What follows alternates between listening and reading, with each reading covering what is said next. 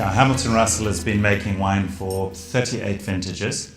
We pioneered our wine producing era, the Hemel en Aarde Valley, Heaven and Earth Valley in Old Dutch, near the southern tip of Africa. That was one of the defining features of our winery initially. We were the southernmost winery in all of Africa, and we overlooked this beautiful bay called Walker Bay with nothing between us and Antarctica. We were lucky, very lucky to find this very special 52 hectares of very stony clay, red shale-derived soils with a clay content very similar to the Côte de Nuit in Burgundy. And those soils, together with proximity to the cold Atlantic Ocean, allows us to produce something much more classically styled from these varieties in the New World. And over the last 38 years, we have gained a reputation for producing a Pinot Noir and a Chardonnay in South Africa, which stylistically bears an uncanny resemblance to Burgundy. And our terroir chose Pinot Noir and Chardonnay as the two grapes that had the most beautiful thing to say about that particular place that we have the privilege of owning. So this is our 2017 vintage of our Hamilton Russell Vineyard Chardonnay.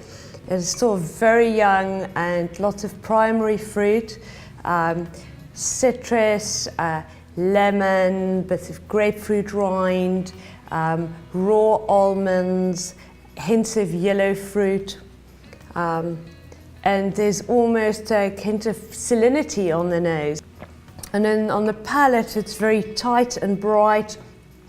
All the citrus notes are following through. And then the background, a bit of yellow fruit, and it finishes dry and taut and a nice, lengthy, mouth-filling finish. So when a Chardonnay is young and fresh, we love to serve it with fresh seafood, fresh oysters. I think our Chardonnay is just as much an expression of the clay and the site and that cool maritime climate as the Pinot Noir is. Purity and this pristine character is what we look for. Nothing standing out, nothing to excess. The vintage was particularly feminine and beautiful and very elegant and not uncomplex or not light, but very elegant. So it's typical Hamilton Russell in not being all about the fruit. This is more about spice and structure, and it's got this need to dig into it more deeply to get everything out of it. It doesn't shout. It's lovely. And I think Pinot Noir is such a versatile food match wine. We are in Scandinavia, grilled salmon with a miso, in a miso marinade or miso sauce.